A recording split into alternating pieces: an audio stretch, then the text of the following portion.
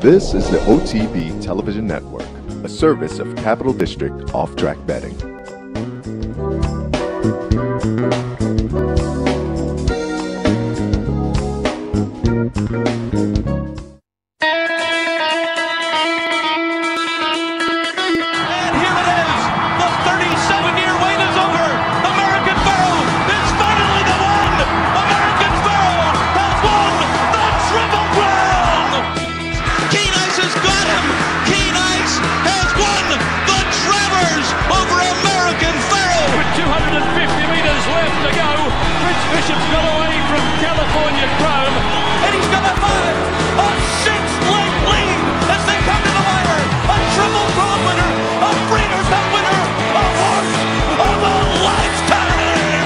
Broadcasting live from the Capital OTB studios, this is Racing Across America with Seth Merrow.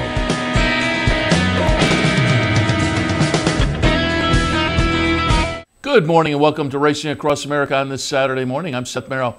Thanks for joining us. Thanks also to our friends at Woodbine, for their sponsorship. Woodbine, pick, bet, and cheer on great racing north of the border. Also want to thank our friends up at Vernon Downs. We made the Vernon stop last night. Hopefully you enjoyed that as we had live cut-ins all evening long. Some nice Sire Stakes action out there. Thursday afternoon we were up at Saratoga Harness, so the trot tour with OTB Live for the last couple of afternoon and evenings, and my first time out at Vernon. Nice facility if you've never been out there.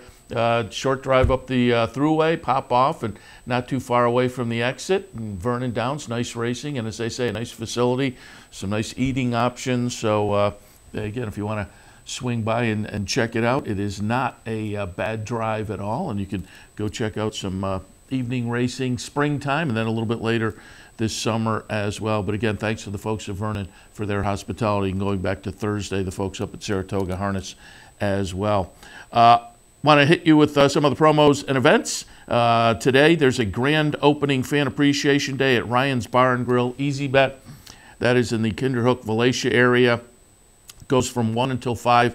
First 25 folks get a bet voucher giveaway item, a racing program. There's a contest during the afternoon, random drawings for merchandise, food and beverages, all of that this afternoon. Ryan's Bar and Grill Easy Bet down in the Kinderhook, Valatia area. It goes from 1 until 5 this afternoon. Swing on by. 3% Churchill bonus today and tomorrow with your wagers on Churchill. There are some restrictions. Check those out at the website, capitalotb.com. Sunday, a $100 win-a-bet contest here at the Clubhouse Racebook. Enjoy all the racing action and get your chance at that $100 down here with the contest. Sunday afternoon, 711 Central Avenue in Albany. If I want to remind you to swing by the website, check out the Tourney Bets link. They're fun. Check out the calendar, different price points, different formats and whatnot. Give it a shot. The Tourney Bets link on the front page at capitalotb.com.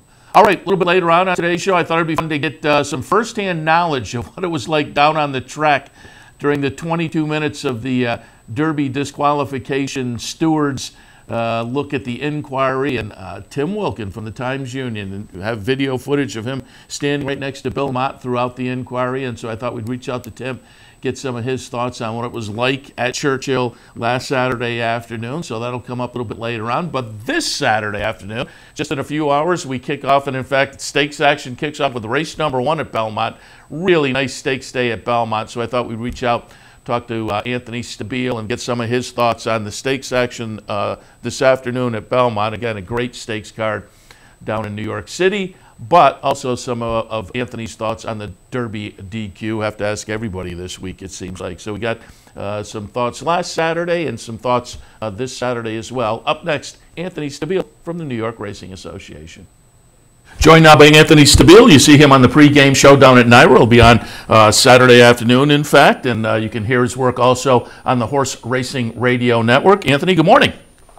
Good morning, Seth. How are you? Very good. Happy to have you on board for a nice big stakes day Saturday at Belmont. Before we do that, a couple other points I want to get to. As I say, you are part of the HRRN crew, and I had Mike on a couple of weeks ago, Mike Penn, and I congratulated him. And you have to be proud being part of the broader team of HRRN. A couple of weeks ago, they got the Sovereign Award, which, for folks who aren't familiar, the equivalent of the Eclipse up in Canada. Got it for his coverage last year of the Queen's Plate. So I told Mike I was happy for he and Michelle, his wife, and the whole HRRN team. I told Mike, I remember the days when he and his original partner had a little card table set up, and they did a broadcast by the shoe board out near the paddock up in Saratoga. A long way, because I was driving home from the teletheater last Saturday. I had some TV early in the day, and then I kind of scooted home so I could watch the Derby at my place, but there was Mike on the radio doing essentially the voice of the Derby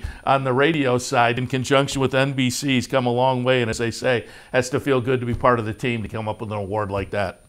Yeah, it does, Seth. Thank you. You know, partnering with NBC Sports now over at the Horse Racing Radio Network, you know, especially for the Kentucky Derby. The World Wrestling Entertainment is seen in over 150 homes. The Horse Racing Radio Network is heard in over 150 countries. The Horse Racing Radio Network is heard in 168 countries. So we're heard in more countries than you can watch WWE, which is absolutely amazing. And we have numbers to back that up. We've been listened to in 168 different countries. Yeah, it's great to be part of the team there. I host 11 hours of the 15 hours of original coverage every week. Jude Feld's the only guy. Jude's on every hour except Jock Talk, and yeah, we do. We love what we do over there, and we try to get the word out. You know, especially for a week that we're wrapping up like this. You know, starting off with all the Derby controversy, and now wrapping up with a fantastic festival of racing at Belmont. I'm proud and privileged to be a part of the team. Yeah, as I say, I remember the early days and to see him expand, and now the stable of programming, no pun intended, the stable of programming. Yeah. But update people a little bit on where they can find you during the week. The handicapping show is something people may want to tune into. Yeah, during the week we're on 3 to 6. Jude and I host Express Radio from 3 to 6.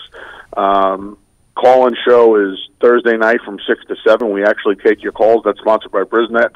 Naira Bet's Weekend Stakes preview is Friday night from 6 to 7. You can hear Jude and I go over all the weekend stakes races this weekend. You can go back and listen to podcast form as well at horseracingradio.net. Everything's archived there. We have a dozen stakes races Saturday and Sunday. And then, of course, the Equine Forum on Saturday morning is the show that launched the network you've been talking about from 8 to 10 a.m.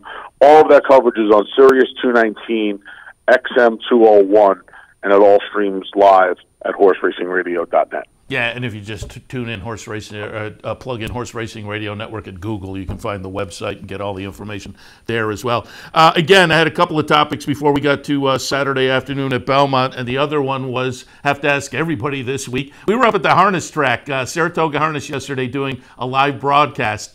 And the buzz was still, I mean, 5 days out, the buzz was still Derby DQ. A lot of people walked up to us. What did you think of the DQ? I could hear the conversation in the grandstand behind me as people walked up and asked each other. So I'll put it to you, your thoughts on the Derby DQ. Yeah, I can't believe it hasn't gone away. On Thursday night on the Brisnet.com call-in show on HRN, they just kept calling. That's all everyone's talking about. I think I agree with what Belmont said. If it was a Wednesday afternoon at Belmont, that DQ would have taken 22 seconds. And I don't buy into the whole fact that it's the Derby.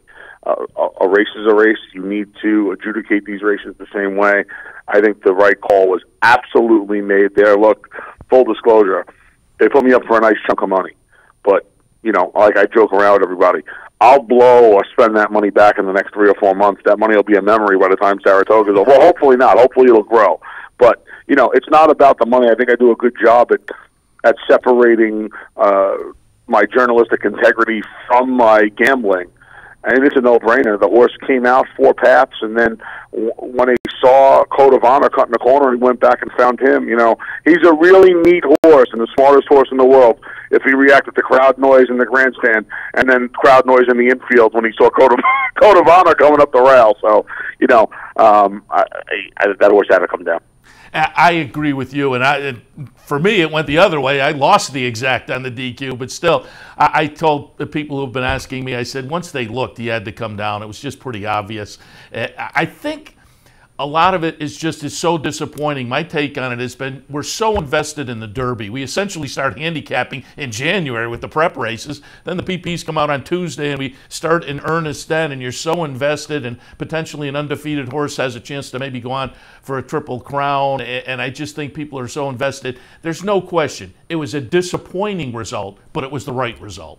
Yeah, no question about it. You know, a good point was made by my colleague Ed DeRosa. He said the DQ probably wouldn't have taken as long as it did. But, you know, you have to, the stewards are communicating with the chart callers who are communicating with the photo finish man and the teletimer guy or gal. So, you know, there's a lot that goes into formulating that chart and making sure you get it right. Once you hit that official button, there's no turning back. Yeah. There's no Wayback Machine. So, you know, getting the margins, getting the chart right, getting the order of finish right. You know, it's just 19-horse field in a half-inch of rain that fell in an hour. You want to get everything right. So I think that's probably what doubled the time of the DQ. That's what I said, too. I said that to get the placing, they have to go and talk to, as you say, the chart callers and the placing judges and see where they're putting the horse after and where that, you know, in a 20-horse field, that's going to take a while. But I also wanted to get your thoughts. We were down at the Wood Memorial. Obviously, we talked to you that day. You were high on Tacitus for the Wood Memorial, and he looked great that day. I wound up tilting towards him in the Derby. I was going to play around a little bit with Spinoff when he got stuck outside. I used him in the mix, but I went to Tacitus on top. I think, given the controversy and whatnot, and that's been the buzz, that Tacitus, maybe with his fourth-place finish, eventually moved up to third place after the DQ. I thought it was a sneaky good performance in the Derby. Your take on Tacitus? Yeah, I think he ran great. You know, he got stopped a couple of times, but, you know, that part you can say it's the Derby, right? You're gonna find some traffic. That's just, it is what it is. Somebody may have been Travis Stone who could offend. Travis and Larry Coleman did fantastic jobs calling that Derby.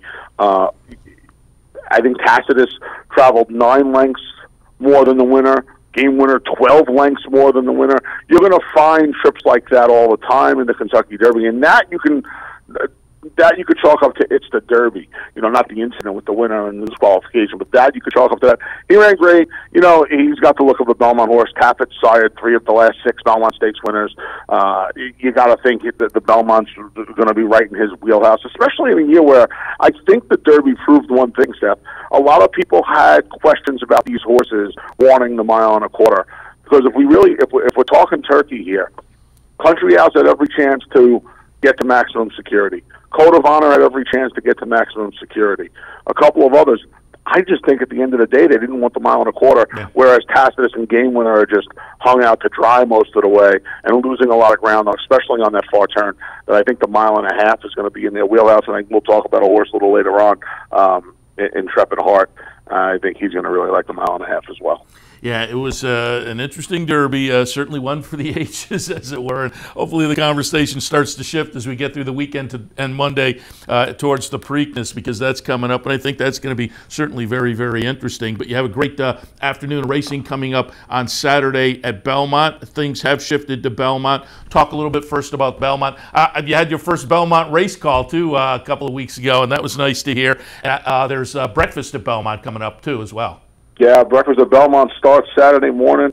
We'll be there all weekend long for Mother's Day as well, weather permitting. There are 6 weekends in all. You could head over to Naira.com and check out the schedule. I know we're definitely there Father's Day weekend, and Stars and Stripes Festival Day, Saturday, July 6th is the last one, but Memorial Day weekend all weekend long, the weekend before the Belmont. There's like 6 weekends there. It's a fun time. There's a $15 buffet for adults, $7.50 for kids. You don't have to buy the buffet. Food's really good. Take it from somebody who likes food. Food's really good. You can come out, though. You can take part in the program for free. You watch the horses train. We take you down to the paddock. We have a live pony. My buddy Yes is waiting for you in the paddock. We give you a demonstration of some of the equipment used on the horses, both in the morning and in the afternoon, not only on the horses but on their riders and exercise riders as well. And then we wrap things up with you with a starting gate demonstration, and you take a tram tour around, I mean, arguably the most historic backstretch in all of horse racing. So come on out. It is free admission.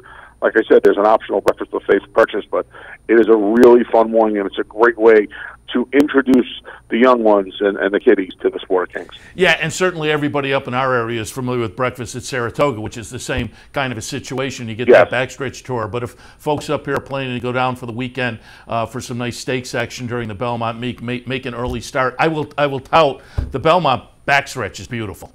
Yeah, it's amazing. Yeah. I mean, it's historic. I mean, when you think of the champions that have called it home, it's on a year-round basis, it's remarkable. All right, let's jump in to the stakes action on Saturday. 5 stakes. We'll take a look at each of them, and the stakes action kicks off in race number 1 on Saturday afternoon at 1:30 post time. Vagrancy for the fillies and mares going 6.5 furlongs. And Anthony, I pulled up the test from Saratoga last summer, August 4th last year.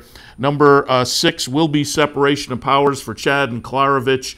Won this race for the 3rd win and wound up to be 7 career starts. Followed up with a 4th place in the Cotillion. Has been off since then, but I'm kind of tilting in that direction, although, boy, I really like Dawn the Destroyer. I've been a fan of that horse for a while now. It's a short field, but I think it's an interesting field. Your thoughts on Vagrancy? Yeah, it is. It looks like Kevin has my Nicky, my man Ron Palucci, is going to get to the front here.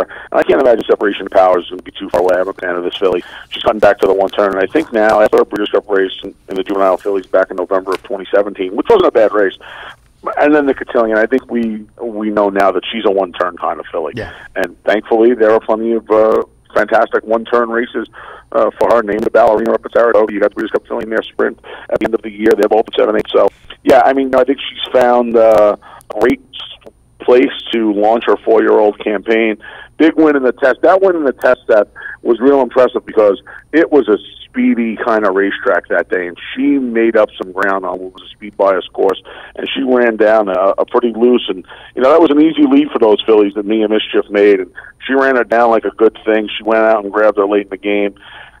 She's back. Last year, she had some trouble in the victory ride. She didn't get away from the gate that well. She got smashed at the 8th pole. She was probably best that day, so I'm not too worried about the layoff because she's run well off of a similar layoff in the past.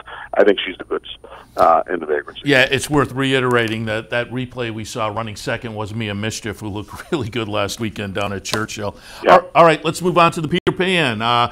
Annually works as kind of a prep race for the Belmont Stakes. These are 3-year-olds going 1 mile and 1/8. That's the 1-turn mile and 1/8 down at Belmont. And you kind of alluded to it earlier, Intrepid Heart, and I pulled up that Keeneland allowance race, optional claimer allowance from April 5th. This will be number 9, Intrepid Heart, getting it done under John Velasquez for trainer Todd Pletcher. Team's back on Saturday. Field of 5 in here. Final Jeopardy looks to rebound off the dull Wood performance. But again, there was, of course, that traffic incident on the first turn there.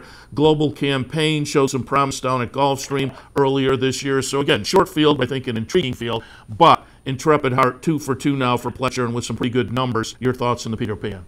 The alter ego of Anthony Stabile's The Big A is the Beast of the Belmont for my my penchant for finding the Belmont winner year in and almost year out. Taking a couple of Triple Crown winners to derail me the last half a decade or so. When I watched this horse win at Keeneland, it was the first thing that popped in my mind. Now he's a half the commissioner, so that's obviously going to run right into your head when it comes to the Belmont Stakes, and you see Cabot on the front end. I wish I could make around that I could have bet after that when this horse was going to run the Peter Pan. A very logical spot to get him ready for the test of the champion on Saturday, June 8th, 4 weeks away. John Velasquez stays. I got to tell you, Seth, this horse has impressed me. He's won on 2 short stretch races, right? Oaklawn Park, the flat mile is the first finish line. Same thing with the mile on the 16th at Keeneland. He's bred to run all day, and yet he's winning in these short stretch races, which impresses me a lot. He's won on the front end. He's won rating. I got to imagine that Federal Case, who is his uncoupled entry mate in here, same connections, same owner and trainer. This horse is coming out of sprints. I would assume he's going to go see what Global Campaign is going to do. And I think Johnny calls his shots from there. Maybe he's sitting second or third. The other 2 horses don't look like they have that much speed. Sir Winston and Final Jeopardy, though Final Jeopardy with those Jason Service horses, you never know. The speed can come out at anywhere and any time.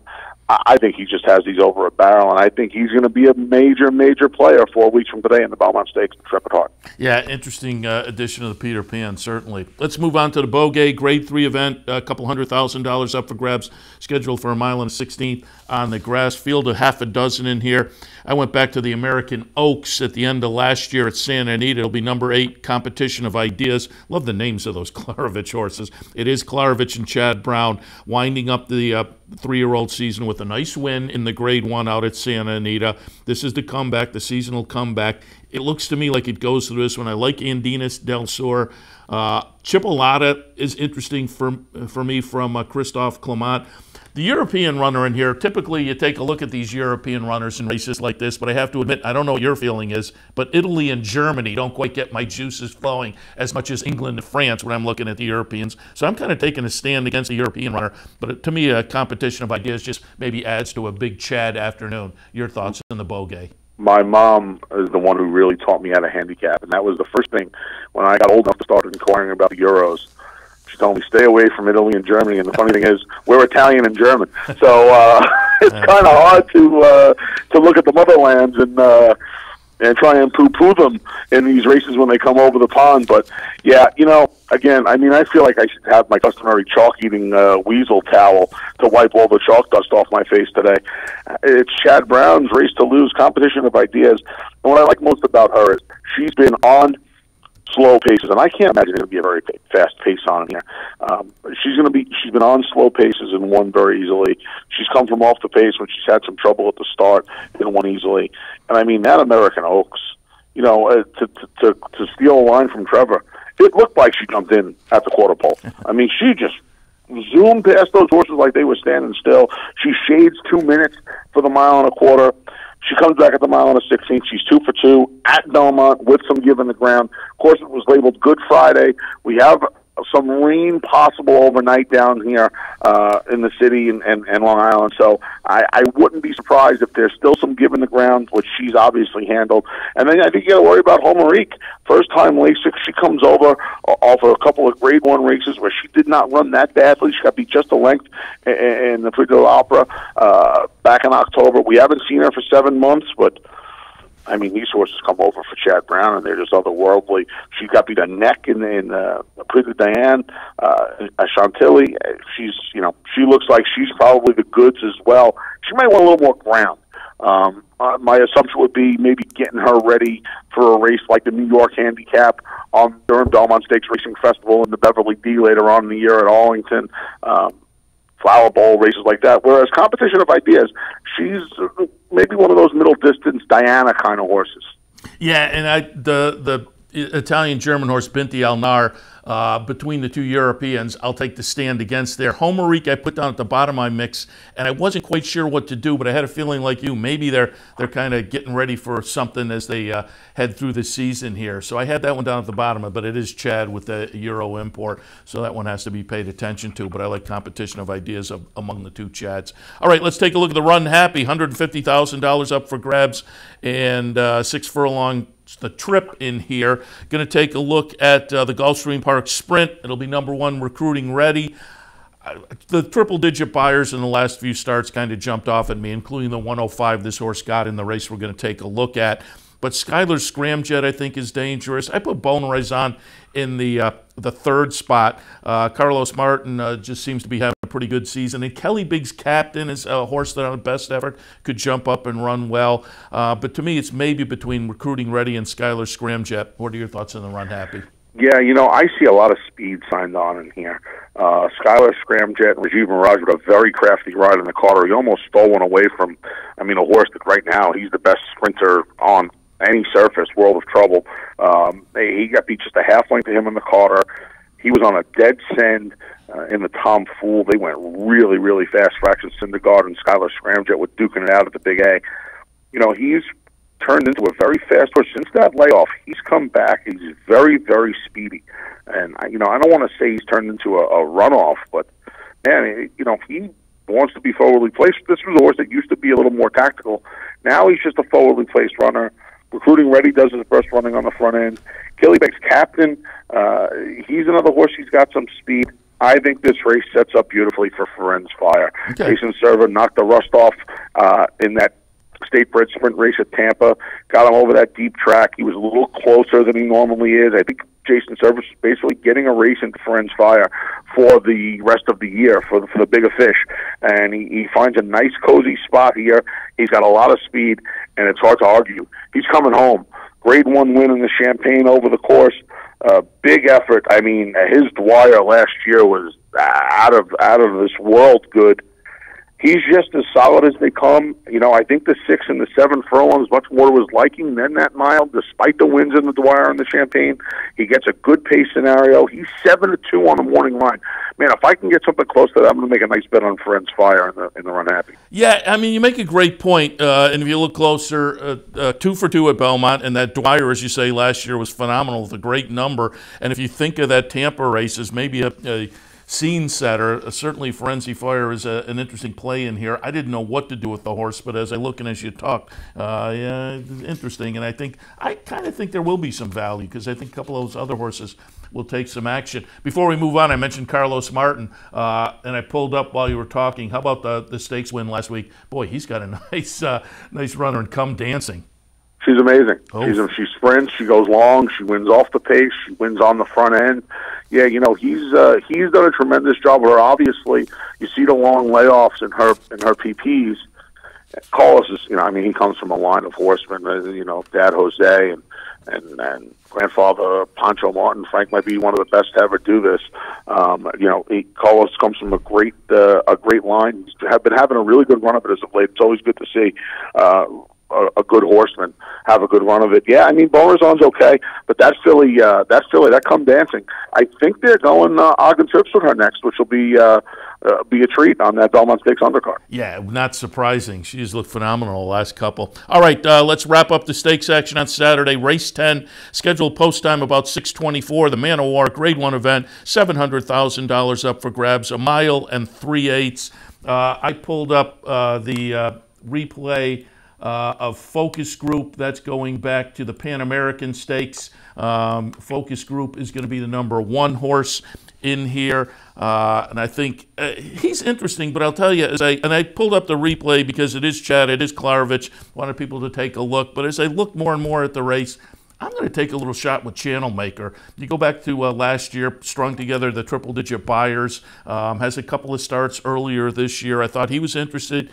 Zulu Alpha gets in my mix, Magic Wand from Aidan O'Brien, and Focus Group as well. But as I say, I'm going to take a little flyer on Channel Maker from Bill Mott. Hope maybe Bill Mott's on a little bit of a roll after last weekend. What are your thoughts on the Man of War? Yeah, Channel Maker makes a lot of sense. Again, we talk about that Given Grounds, his best race. What that Turf Classic right here, Joe Hirsch at Big Sandy last year, doing one of the Breeders' Cup preview days, one of the Super Saturdays. I am a big Focus Group fan, Seth. He's one of my favorite horses in training. You know, a lot of my favorite horses in training right now seem to have that Klarovich KS on their backs. Bricks and Mortar, newspaper of record. I love this one. I joke around with people. If it wasn't for Raging Bull and that's Peter Brandt, of course, but if it wasn't for Raging Bull and Focus Group, I'd have been panhandling up at Saratoga last year because I cashed some nice bets on the two of them a couple of times. People are going to look at his TPs and they're going to be afraid of his record at Belmont. He's 0 for 4. I won't worry too much about it. This horse, you know, I hate to say that racing is a game of numbers and it's like simple mathematics, but with him it is. Up to 1 mile and a quarter, he's vulnerable. 1 mile and 3/8 and longer, he's Superman. That's just his PPs. That's what his PPs belie. That's all it is. The one time he got beat going the marathon distance, it was in the Canadian International when they got away from him and he was just way too far back. You know, he showed his grit last time. I can't believe. I had a feeling he won the photo, but couldn't believe he won the photo at the same time. You know, the mile and 3/8. I mean, it's his wheelhouse. The Euros, you have to respect the Euros. You know, namely Magic Wand. I'm not really a Hunting Horn guy, but you know, Magic Wand. She's danced a lot of dances. You know, at some point, does that travel catch up with her? She came to the Breeders' Cup, she went back home, came back here for the Pegasus, ran her eyeballs out against Bricks and Mortar, went back overseas to Dubai for the Shima Classic, back here now for the Man of War. That's a lot of travel for a filly. They seem to do it a lot for Aidan O'Brien, and I got to give her some respect. But she's going to be one of the favorites, if not the favorite, because people love to bet the Euros, and I think she's a little vulnerable. I'm going to use Channel Maker along with Focus Group, and I'm going to use little Zulu Alpha. He's just another horse. It's one of these. He's a marathon specialist, and he shows up every time. Got to ask you before we let you go, you mentioned World of Trouble and just the rest of the weekend last weekend. Serengeti Empress looked pretty good on the rebound. World of Trouble looked great, but I said Saturday morning, I said, put his name on the ballot for an eclipse this year in the sprint division, but we'll see Saturday afternoon what Matoli says about that. I thought Matoli looked very good. She's a Julie looked good. Mia Mischief, who I mentioned earlier, and Bricks and Mortar. I tell you, the race we just saw, and you like Focus Group, and you said close photo, but Bricks and Mortar, if you're on board that one and you're following throughout the year, you have to hope that this horse, maybe the last two have not been a signal that he's now a life and death horse, because you're all in the last eighth of a mile, the last couple of races with Bricks and Mortar. But just some impressions on the other stakes last Saturday at Churchill. I think it's hard to argue right now. I think it's very hard to argue this. And I guess McKinsey would be the only horse you can argue this with. I don't think there's anybody that does what they do better than Bricks and Mortar in this country right now. I think he's the best horse in training right now. I do. And yeah, the race at the fairground, he was on top of the pace, and he wants nothing to do with that. He wants to sit and he wants to make one run. He had to go chase Market Off because nobody else did. Yeah. And his class his class got him home at the fairgrounds. His class and his ability got him home at Churchill. I mean, if you watch closely, Rod's not touching this horse. He's hand riding him. It's amazing. It's almost like it's just timed perfectly. And to know that he came back from that career-threatening injury, from all of that time missed. I mean, if you think about it, in a day and age where horses are, kid-gloved, he came back from a career-threatening injury. He's run 4 times from late December through now. So, they're Chad and Seth are showing him off a little bit. They run him in the inaugural Pegasus on the turf. They take him over to the fairgrounds because, and listen, if anybody can train a horse up to a race from the Pegasus to the Turf Classic, it's Chad Brown. He went and took him to the fairgrounds and ran him. And, for a horse that could be coddled, they're running him. The Manhattan's next. He'll try the 1.25 miles. I'm sure that's a precursor to maybe the Arlington Million. Maybe they really try and stretch him out this year, although they do have Focus Group for the marathon races, so maybe spread the wealth around a little bit. I mean, he's just such a cool horse. Matoli makes real good sprinters look like average horses at best, and now, last Saturday, he pulled a new trick out of his hat, and he rates going 7 furlongs. I mean, I didn't know if he was going to get to 7. I sure as heck didn't think he was going to do it rating, and could have been his most impressive race yet. He's on a crash course with McKinsey in the mile. What a great race that's going to be. Him stretching out, McKinsey cutting back. I think McKinsey is probably a 1-turn horse, but he beats these horses on his class going the 2 turns. That's going to be a heck of a performance. Cole Front, the Godolphin Mile winner, is going to run in that race. Vino Rosso's been doing some damage here in the Stymie, and he ran a good 4th in the Carter with no pace. Everything points to an unbelievable Belmont Stakes Day 4 weeks away, and as you can tell, I'm getting pretty excited for it. We're excited, too. We're going to be down doing some broadcasts down there, so look forward to seeing you and the whole crew Belmont Stakes weekend. But in the meantime, great Stakes Day on Saturday, 5 stakes lined up. Anthony, we'll look for you in the pregame show and beyond, and we appreciate the conversation this morning. You got it, Seth. Talking Horses starts at 12:10. On Saturday. Very good. So we will tune in for that. Anthony Stabile from the New York Racing Association.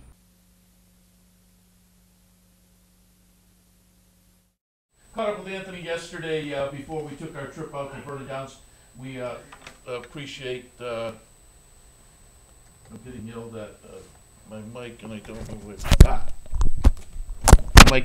My mic had fallen off. Apologies there. It was actually sitting on the floor. So now that you can hear me, caught up with Anthony Stabile yesterday before we took our trip to Vernon Downs, and we appreciate his time kind of previewing a big day at Belmont on this Saturday afternoon. We're going to go back to last Saturday after the break. Tim Wilkin from the Times-Union. He was at Churchill Downs. He was on track, standing right next to Belmont during the 22 minutes they took to look at the result of the Kentucky Derby. We'll catch up with Tim right after this. Stay tuned.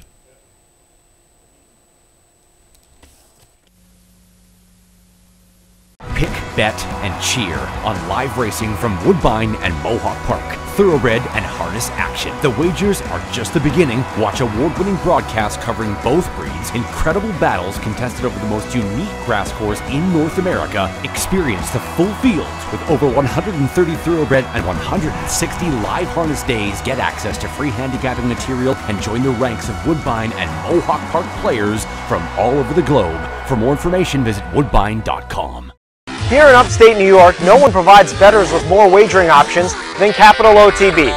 Our network of branch and easy bet locations stretches from the mid-Hudson Valley all the way to the Canadian border and west to central New York. So whether you need to place a bet, fund your Capital Bets account, or watch the next big race, all the action is just around the corner. A full list of our branch and easy bet locations can be found online at capitalotb.com. Capital OTB, the better and most convenient choice for wagering in upstate New York. No matter where in the world you are, the excitement of wagering on horse racing is just a click away. You'll get live streaming, past performances, race replays, our virtual tote board, analysis and selections from professional handicappers, a simple, safe, and secure wagering platform, and best of all, you get track prices. CapitalOTBBet.com. Bet any place, anytime at CapitalOTBBet.com. And be sure to download our new mobile app from the iTunes Store or Google Play. What if there was a way to become a better horse player, to have a better knowledge of the game, to be more successful? What if there were a way to take what you've learned, what you know, and make better decisions, better choices, to know how to connect the dots? In horse racing, knowledge is a powerful tool, but not the only tool. Race results and replays, past performances and live streaming, wagering from all your digital devices. These too are important tools, and you'll find them all right here at Capital OTB. Capital OTB. Become a better horse player. Welcome back to Racing Across America on this Saturday morning. Joined now by our friend Tim Wilkin from the Albany Times-Union, because I thought it'd be fun to get some firsthand thoughts from on the track during the Derby DQ last weekend. Tim, good morning. Morning, Seth. How are you? Very good. And as I say, I wanted to reach out because as we were watching the broadcast, we could see you standing next to Mott. And I think we have some footage actually that we looked at last Sunday in the aftermath of the Derby. That was Bill Mott's reaction when the announcement was made. But throughout the 22 minutes, you were standing right next to Mott. So you were down there on the track. I'm curious. I mean, we've been there for big races, been there for normal, everyday claiming races when there's a DQ. And certainly big races up at Saratoga, we've been there. But this had to be a totally different. 150,000 people, the Kentucky Derby, and the 22-minute time span it took them to look at it. Give me the atmosphere standing down on the track. Well, I was watching the race in the paddock. There was a bunch of us standing there with Bob Baffert watching him. And, you know, that's where Bob watches the races. Todd Pletcher watches the race from in there. And as soon as the race was over, it was like, whoa, Country House won the Kentucky Derby. And then I was making my way out towards the track, up the paddock, and that's when we heard about, you know, you get the announcement about the jockey objection. So then I had to make a decision, where am I going to go? And I decided I was going to find Mott, which he was standing in the tunnel. It's a very narrow tunnel at Churchill, and he was waiting for his jockeys to come back. And the first jockey that came, and I was standing right next to Mott then, and the first jockey that came back was Jose Ortiz. And Jose came up to Bill and said, we had a conversation with him, and I could catch bits and pieces of it, and Jose was saying that horse is going to come down. He said he saw everything behind. So that's when Bill, you have to object too. So that's when the whole mess started, and Bill, standing in a tunnel, reversed his field and went back up the tunnel, and there was a right outside the tunnel, and there was a under area. He just stuck in there, and I went in there with him, me and another guy in there, probably the electric paper. And Bill just kept watching the replay, and he was saying, this horse has come down. And you know, this is the the inquiry is going on at this point, even though there was the Stewart's inquiry, which still had a lot of us scratching our heads. But Bill walked back down towards the winner's circle, and the followed him down, and that was just chaos because it was the weight of all weights. NBC kept coming to Bill and talking to him, and Bill kept saying, this race is maiden claimer on a Wednesday. Act like it's been taken on already. He goes, I know a Kentucky Derby. I think they have to come. So the wait goes on and on and on, and finally, when they make the final decision, I've never heard the Kentucky Derby just a cascade of boos came down. I'm sure a lot of the boos were from people who were holding tickets with maximum security, but still, you never see booing at the Kentucky Derby when the horse is coming back to the winner's circle. And meanwhile, Seth, what else is going on? The maximum security group, they're already headed over to the infield for the celebration. And Mary West, Gary West's wife, the owners, she had a bouquet of roses that they give to the owners. And Darren Rogers, the media communication guy for Churchill, he had to walk over and take it away from her, which was awkward. And then West and Jason Cersei had to come back across the track, and they went up to the box was in, and myself and a couple of guys, the media waited for them to come out, which they did. They were very gracious about it, talking about, having the biggest race win of their lives taken away. You go from one to the other, you go high of highs, then the lowest of lows. They were angry. It did seem like there was a lot of anger for them. It was almost a stunned reaction.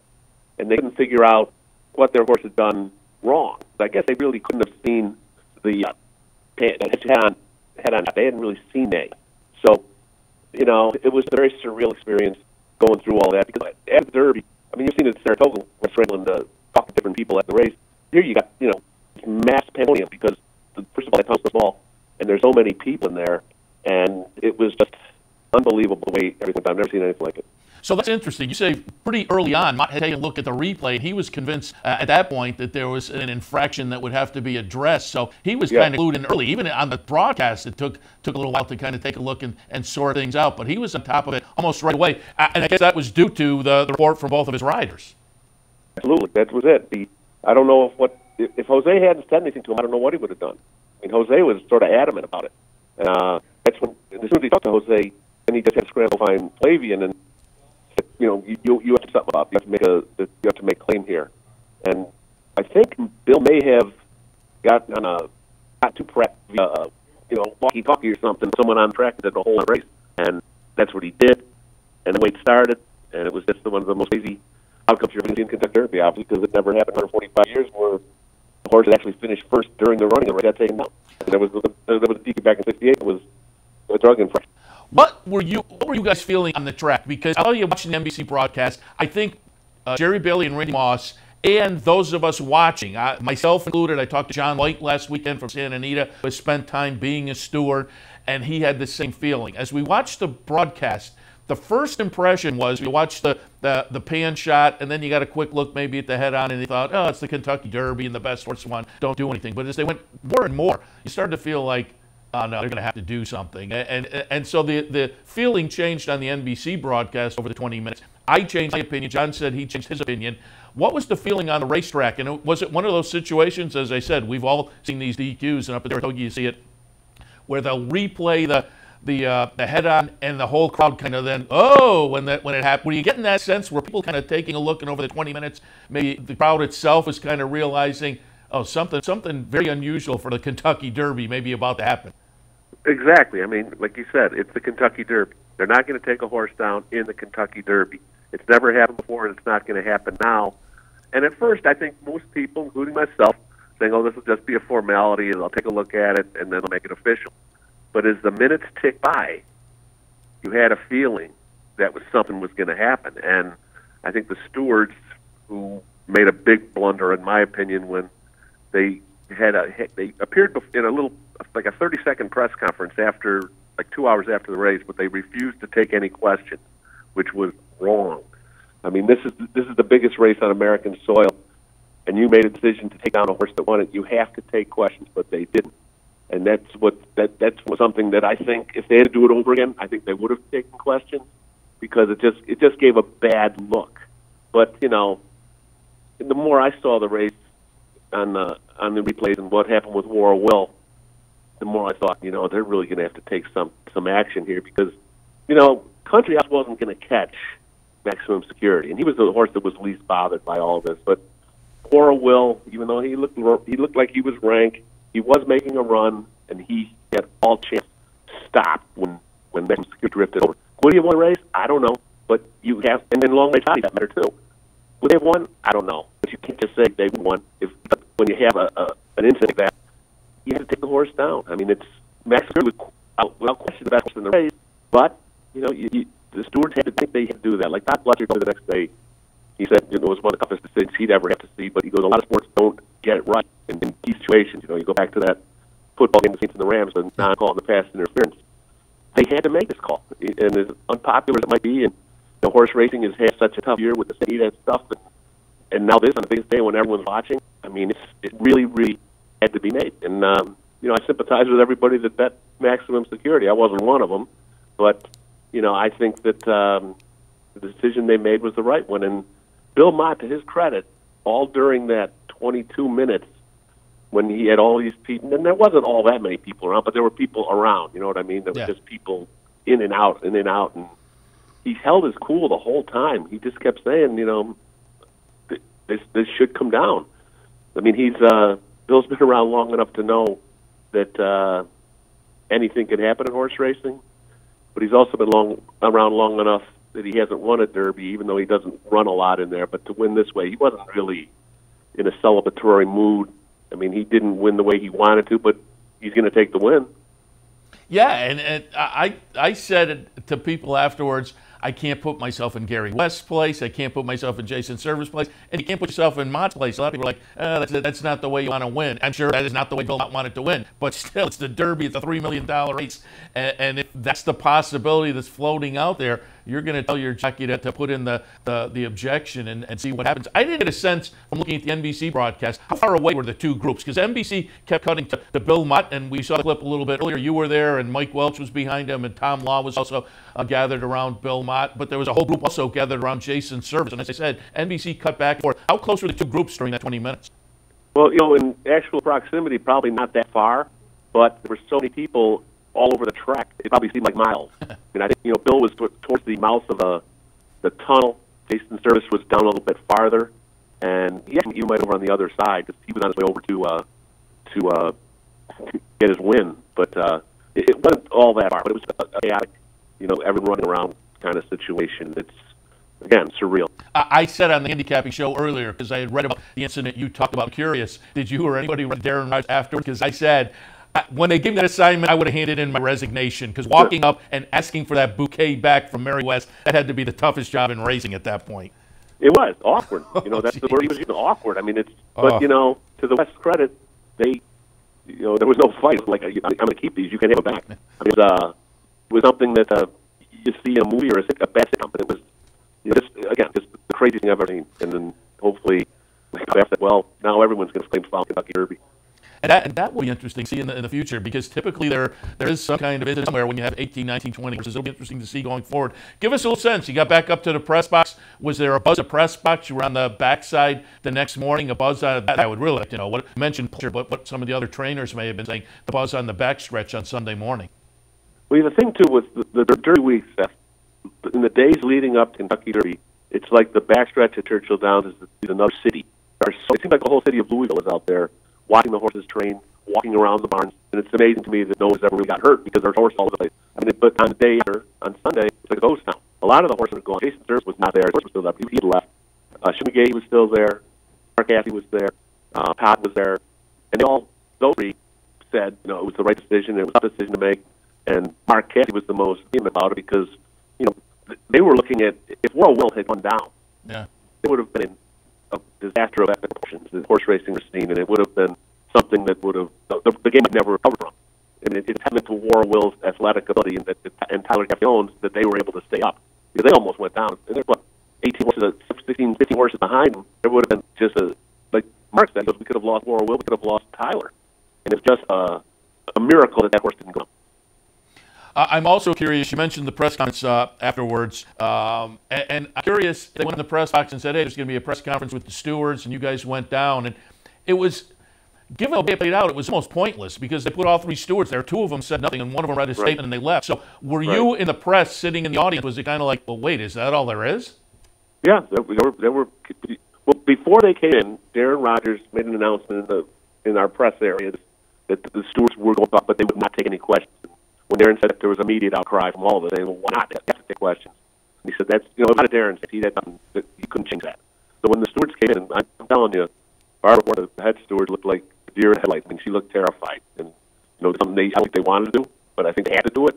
And when they came up and read that statement and just got up and walked out, it was like, it was just like, I mean, I don't know what to say, how to describe it, but it was like walking through a place where everyone hated their guts. Not that the media was hating their guts, but it was like they were yelling at them. Everyone was yelling at them. Hey, why are you doing this? And it was sort of uncomfortable, but then they just scurry off, and that was it. And then, they get the stuff like Gary West now wanting to take the thing to the higher court. And I just think that's a bad racing, too. Yeah, I don't think he's doing himself or racing any favors. And as I said earlier, I put myself in his shoes. He and White put millions into the game, and to be stepping into the winner's circle and then have it taken away. I'm sure that was a huge blow. But the interviews he's given since, as I say, I don't really think he's doing himself any big favors. It's as you say, it's not a good look for him or racing. No, it's not. And the longer it draws out, I mean, I think most people now are ready. Granted, we don't own the horse. We didn't have a victory snatched away from the Kentucky Derby, but a lot of people have now started to move on. And I think it reminds me a little of Steve Coburn, the owner of California Chrome, a couple years ago after he lost Belmont. He came out and made an ass out of himself, and it was just that was a bad look for racing. Yeah. I mean, this one isn't as bad as Steve Coburn, but it's not good. It's not good. Yeah, and again, I can't put myself in his place. So I'm sure he feels like I'm justified. But it's and I don't see his legal action going anywhere, because even the anti-DQ people, it's always like, well, it was a foul, but. I mean, everybody looks at it and realizes, by the letter of the rules, that was a foul and horse should have been taken down. But then they have but it was the Derby or something. And so I just don't see his appeals going in any positive direction for him.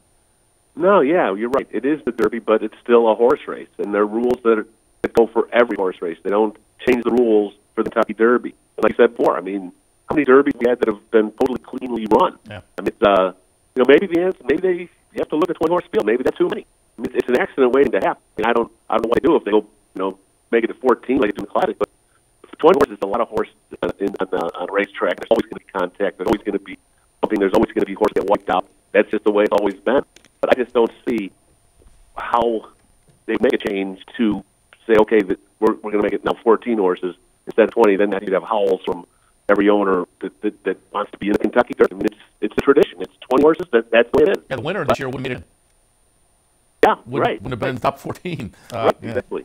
Let's move on and get some thoughts. We're getting close to the top of the hour, but some thoughts on the Preakness. I pulled up your Twitter feed this morning, and you had a conversation with Bob Baffert. Improbable going, probable. No hard feelings, obviously, on the Mike Smith choice of Omaha Beach potentially for the Derby. He'll be on board, improbable. But it sounds like Game Winner and Roadster, when you talk to Baffert, plans are a little bit up in the air for those two. Yeah, Game Winner, he sent him to Root and Riddle for checkup on he had some tightness in his rear end. He came back, everything back at the barn at Churchill, and Bob said just, go easy on him for a couple of weeks. And he was saying, he said he didn't have anything back out, but the two races he threw out with Belmont, interestingly enough, Jim Dandy, for Game Winner. Roadster, who I picked in the Derby, was nice Bob to tell me before the race that he said the horse got light on him after the Santa Anita Derby, which is not a good thing. Yeah. But Roadster, he says he's also going to not do much with him for the next couple. There's nothing on the books for him. And Bob said the only reason he's going to the Preakness with Improbable is the maximum security stuff there. He says he's going to duck maximum security with all his horse. Really, really likes maximum security. And I think he had kind of said that before the race, too, that the one horse was I know what to do with maximum security. I'm a buyer guy. He had 2 triple-digit buyers. Nobody else in the field had even one. So I just didn't know what to do with him. As it turns out, it didn't hurt me because he winds up running 17th after the DQ. But just before we let you go, Tim, any other thoughts on the weekend? And I have some of the names here. I was in doing the handicapping shows and watching the races, obviously. Bricks and mortar, life and death he's turning into over the past couple of races. But he gets it done. He's putting together a nice year. Matoli, outlook great. McKinsey, World of Trouble continues to run well. She's a Julie and Mia Mischief. And with Digital Age winning, Asmussen a nice weekend, and Chad Brown a nice weekend as well. Yeah, and one thing lost in the Chad Brown weekend was the much-anticipated return of Newspaper of Record. And, she got off, and she looked great early, but she just didn't have enough at the end. Chad was obviously disappointed. He said that he didn't have her ready for that race. I still think that horse has tons of talent. You're going to hear a lot from her before it's all said and done this year, and Chad said he doesn't know now if she's on her way to Royal Ascot or not. But he also didn't dismiss the notion that he could face the boys this year at some point, which would be a lot of fun. Yeah, and again, top of the stretch, she looked like she was going to run and hide, but then got run down. And as I say, as you said, Chad said, may not have had her ready. She'll be interesting to see in the next start whether she can validate what we saw last. I voted for her for the top 2-year-old filly last year, and I thought I may turn out looking really good because certainly the actual 2-year-old filly has not run. 2-year-old filly Eclipse champion has not run well, so I thought I might get validated, but got run down in the stretch. So again, be interested to see what newspaper record could do. But Tim, we appreciate the visit, the thoughts. Again, I was curious to get some first-hand knowledge of what it was like on the track for what was. Would you agree? I mean, you've been to plenty of derbies. Probably the most unusual Kentucky Derby story that I can remember. No question. There's nothing that's even close. I mean, unless you want to throw the triple crown winning horses in there, and they start their journey towards that immortality. And as far as for what happened in the race, I've never seen anything like it ever. And I'll ask you too, because we were at Saratoga Harness on Saturday. We were at Vernon Downs yesterday, and just walking around and people recognizing me. It's been going on since Saturday evening. Hey, what did you think of the DQ? Have you been asked all week long? Absolutely. Yeah. When I was coming back from Louisville on Monday, I was in the Albany airport. About 5 people came at me. And I gave them the same intro. That was the right call. That's what I keep saying that. That's what I said, too. I said everybody, once they looked, they had to take a horse down. But I'm surprised it's about 50-50, it seems like, on the opinion. But, Tim, appreciate the visit. Go ahead. One last thing. Everyone that's asked me about it, and I'll ask them, I said, well, did you, and the ones that are really vehemently against what I say, I said, did you bet maximum security? Hell yeah, they did. Yeah. That always does flavor the conversation with racing. Tim, appreciate the visit, as always. You're headed down to Pimlico for some Preakness coverage in the Times-Union? Yes, I'll be heading down on Tuesday. All right, we're looking forward to it. We'll pick up the paper. We'll see you in, about 4 weeks now. We'll be down on stage. See you down there, and looking forward to it. Sounds good, Seth. Thanks. Tim Wilkin from the Times-Union, again, live on the track right after the DQ down at Churchill Downs, so it was fun to get some first-hand knowledge of how it all played out. All right, let me give you some of the promos coming up here before we wrap up. Grand opening Fan Appreciation Day today at Ryan's Bar and Grill Easy Bet in the Kinderhook, Valatia area. That'll go from 1 until 5 today. First 25 folks get a bet voucher giveaway at them, a racing program. There's a contest during the afternoon, random drawings for merchandise, food and soda. That all happens this afternoon. Ryan's Bar and Grill Easy Bet from 1 until 5. Stop on by. Today and tomorrow, 3% Churchill Downs bonus on your Churchill Downs wagers with capital OTB Bet. Some restrictions apply. Check out the website for more information, capitalotb.com. Tomorrow here at the Clubhouse Racebook, a $100 win-a-bet contest. Swing by and enjoy all the racing action and the contest here at the Clubhouse Racebook tomorrow. 711 Central Avenue in Albany. And I'll have a Preakness bankroll, $1,000 a week from today to play on the Preakness card.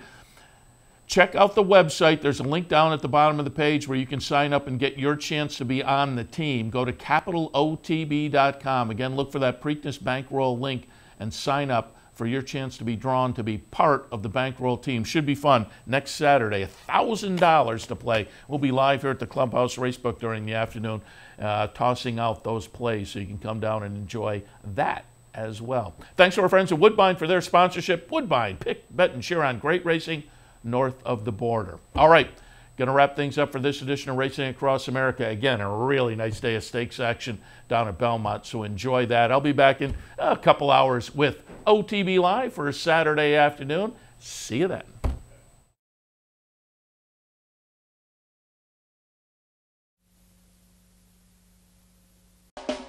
You're watching OTB TV, a service of Capital Off Track Betting.